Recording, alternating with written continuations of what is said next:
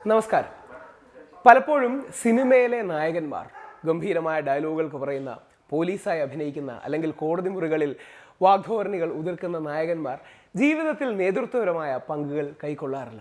പക്ഷേ അതിൽ നിന്ന് വിഭിന്നമായി വ്യക്തിജീവിതത്തിലും സാമൂഹിക ഇടപെടലുകളിലും വളരെ ശക്തമായി പ്രതികരിക്കുന്ന, തൻ്റേതായ കാഴ്ചപ്പാടുകൾ സധൈര്യം മുമ്പോട്ട് വെക്കുന്ന, ജനങ്ങൾക്ക് വളരെ ആക്സസിബിളായ ഒരു ജനകീയനായ, ജനങ്ങളോട് വളരെ എംപത്തറ്റിക് ആയിട്ടുള്ള നമ്മുടെ സൂപ്പർ സ്റ്റാർ ശ്രീ സുരേഷ് ഗോപിയാണ് ഈ പ്രത്യേക ദിനത്തിൽ നമ്മളോട് സംസാരിക്കാൻ, നിങ്ങൾക്കെല്ലാം വിഷു ആശംസകൾ നേരാൻ നമ്മളോട് പോകുന്നത്.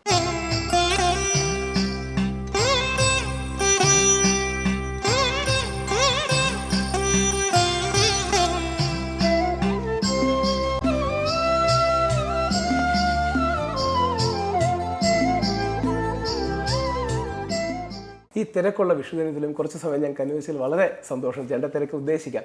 ചേട്ടാ, വിഷു എങ്ങനെയാണ്? സുരേഷേട്ടൻ വളരെ ഒരു ആഢ്യത്വമുള്ള കേരള വസ്ത്രത്തിലൊക്കെ സുരേഷൊക്കെ വളരെ സന്തോഷം. ഇങ്ങനെ നമുക്ക് ഒരു കേരളോത്സവത്തിന് ഇങ്ങനെ നടക്കണം എന്ന് നമുക്ക് സർക്കാരോ അല്ലെങ്കിൽ ഭരണമോ പറയുമ്പോൾ നമുക്ക് അഭിമാനമാണ്.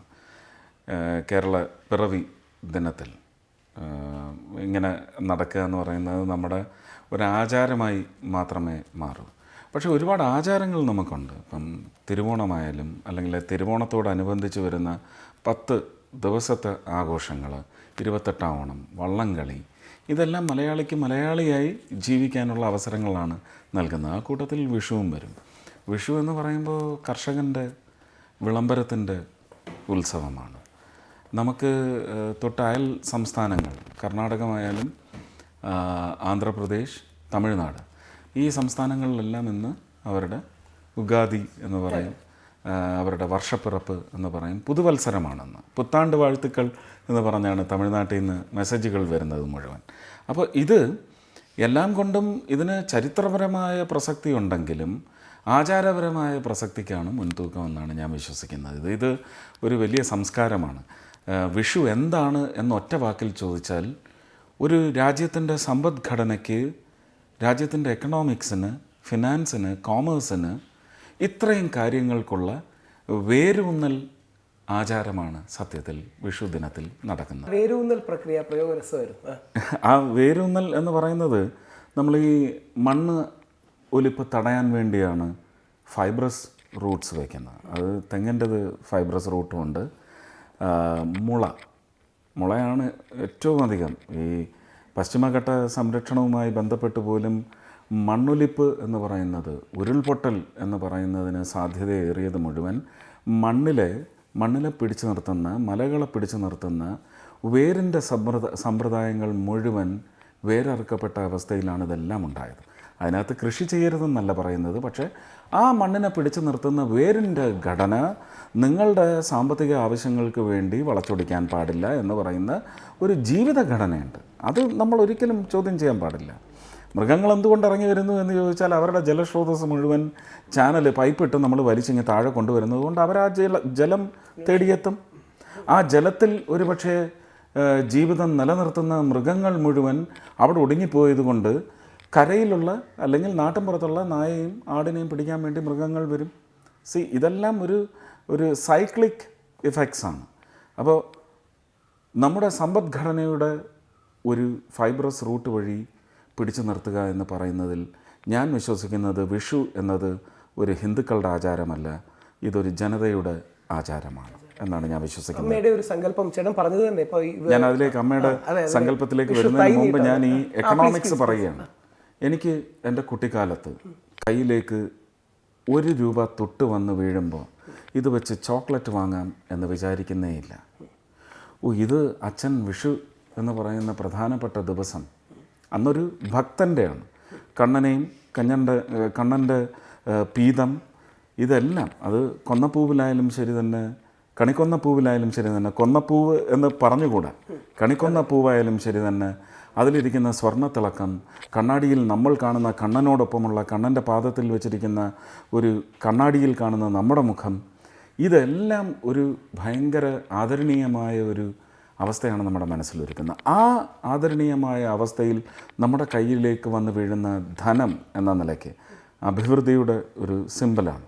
അത് കൂട്ടിപ്പിടിച്ച് എനിക്കിത് ഒരു കുടുക്കയിലിട്ട് സൂക്ഷിച്ച് വയ്ക്കണം. അങ്ങനെ മുത്തശ്ശൻ, മുത്തശ്ശി, അമ്മാവന്മാർ, ബന്ധുക്കൾ, മറ്റ് സുഹൃത്തുക്കൾ, അച്ഛൻ്റെ അമ്മയുടെ സുഹൃത്തുക്കൾ എല്ലാവരും വഴിയെ പോയാൽ പോലും ഒരു തുട്ടിട്ട് തരിക എന്ന് പറയുന്നത് ഒരു കയ്യിലൊതുങ്ങാത്ത ക്വാണ്ടത്തിലെത്തുമ്പോൾ നമുക്കത് ഒരു സംഭരണ മനസ്സാണ് നമുക്ക് പകർന്നു നൽകുന്നത്. ഇത് വിഷുവിന് മാത്രമേ നൽകാൻ പറ്റൂ. അവിടെ മുതലാണ് നമ്മൾ സമ്പാദിക്കുന്നതിൽ, നമ്മുടെ കൈവശം വരുന്ന ധനത്തിൽ നിന്ന് നമ്മുടെ സുരക്ഷയ്ക്ക് വേണ്ടിയെന്നല്ല, നാടിൻ്റെ സമ്പദ്ഘടനയ്ക്ക് ഒരു അക്കൗണ്ട്. ഇപ്പോൾ പെൺകുഞ്ഞുങ്ങൾക്ക് ഒരുപക്ഷെ 20 വർഷത്തിന് ശേഷമുള്ള അവരുടെ വിവാഹത്തിന് തന്നെ ഇങ്ങനെ സമാഹരിക്കുന്ന പണം എന്ന് പറയുന്നത് അച്ഛൻ്റെയും അമ്മയുടെയും അങ്കലാപ്പിന് ഒരുപാട് കുറവ് ഉണ്ടാക്കും. അപ്പോൾ അങ്ങനെയുള്ള ഒരുപാട് നന്മ വിഷുവിനെ സംബന്ധിച്ചുണ്ട്. മരം എന്നത് വിഷുവിനെ സംബന്ധിച്ച് ഏറ്റവും പ്രധാനപ്പെട്ട, ആ മരത്തിലേക്ക് വരുമ്പോൾ ആ മരം പോലും ഒരുപക്ഷെ യുഗങ്ങളോളം ഒരു ദുഃഖത്തിലാണ്ടുപോയി കലികാലത്തിന് വേണ്ടി കാത്തിരുന്നു. അത് കൊന്ന മരം എന്നത് ഒരു കണിക്കൊന്ന മരമായി തീരാൻ വേണ്ടി കലികാലത്തിൻ്റെ ശ്രീരാമൻ്റെ കാലത്താണിത് ഒരു പാവം മരം ഒരു കൊന്ന മരമായി മാറിയത്. എന്ന് പറഞ്ഞാൽ ഒരു കുരുതിക്ക്, ഒരു കൊലയ്ക്ക് കൂട്ടുനിന്ന മരമായിട്ടാണ് കൊന്ന മരം. അതിൻ്റെ പൂർവ്വ സ്ഥിതി എന്ന് പറയുന്നത് അതാണ്.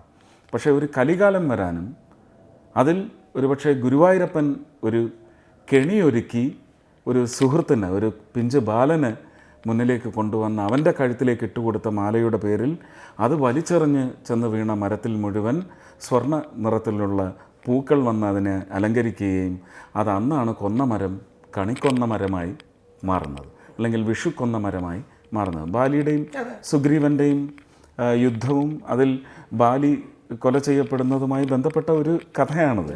അപ്പോൾ അതിന് മരത്തിന് പ്രധാനപ്പെട്ട ഒരു പങ്കുണ്ട്. എനിക്ക് തോന്നുന്നത് അമ്മ പറയാറുണ്ട്. മാത്രമല്ല അമ്മ വൃക്ഷത്തെ ദൈവമായി കാണണമെന്നും ഇപ്പോൾ ഒരു വിഷു തൈ നീട്ടം എന്നൊരു സങ്കല്പം തന്നെ വെക്കുന്നുണ്ട്. അതായത് വിഷുവിന് ഈ കണി പോലെ ഈ തൈ കൂടെ വേണം. കൈനീട്ടത്തിൽ യഥാർത്ഥത്തിൽ കൈനീട്ടം, ഒരു തൈ നീട്ടം എന്ന് നമ്മുടെ ഭാഷയെ നമുക്ക് ആദരിക്കാതെ വയ്യ അല്ലേ? ഒരൊറ്റ ആൽഫബറ്റ് കൊണ്ട് വരുന്ന മാറ്റം, അതിലെ വൈകാരികമായ മാറ്റം ഭാഷയാണ് ആദ്യം പ്രണമിക്കുന്നത്. ശരിക്കും ചേട്ടൻ സംസാരിക്കുന്നത് കേൾക്കുമ്പോഴേ ഒരു സിനിമാ നടൻ, ഒരു കലാകാരൻ, ഒരു ഫിലോസഫർ സംസാരിക്കുന്ന പോലെ ഒരുപാട് ദാർശനികമായ കാര്യങ്ങൾ സംസാരിക്കുന്നുണ്ട്. എനിക്കറിയത്തില്ല, ഞാൻ എപ്പോഴും എൻ്റെ ഷോയിലിരുന്ന് പോലും ഞാൻ പറയുന്നത് ഇത് ഒരു പ്രണാമം നടത്തിയിട്ടാണ്, ഒരു ഗുരു പ്രണാമം നടത്തിയിട്ടാണ് ഞാൻ ആ വേദിയിൽ കയറുന്നത്. അച്ഛനെ അമ്മയെ ഒക്കെ വണങ്ങി, ദൈവങ്ങളെ വണങ്ങുന്നതിന് മുമ്പ് നഴ്സറിയിൽ എന്നെ പഠിപ്പിച്ച മിസ് ഗ്രേസ് ഉണ്ട് കൊട്ടിയത്തുള്ള. ആ മിസ് ഗ്രേസിനെ പോലും അവരുടെ ഗന്ധം എനിക്കറിയാം. ആ ഗന്ധമടക്കമുള്ള വേഷവിധാനങ്ങളിലെ വൈവിധ്യം ഇതെല്ലാം പകർന്നു നൽകി ആ ഗുരുക്കന്മാരെ മുഴുവൻ മുന്നിൽ കൊണ്ടുവന്ന് അവരെ കെട്ടിപ്പിടിച്ചിട്ടാണ് ഞാൻ ആ വേദിയിലോട്ട് ഗുരുവായൂരപ്പനെയും ഗണപതിയെയും എൻ്റെ ദൈവങ്ങളെ മുഴുവൻ വിളിച്ച് ഞാൻ കയറുന്നത്.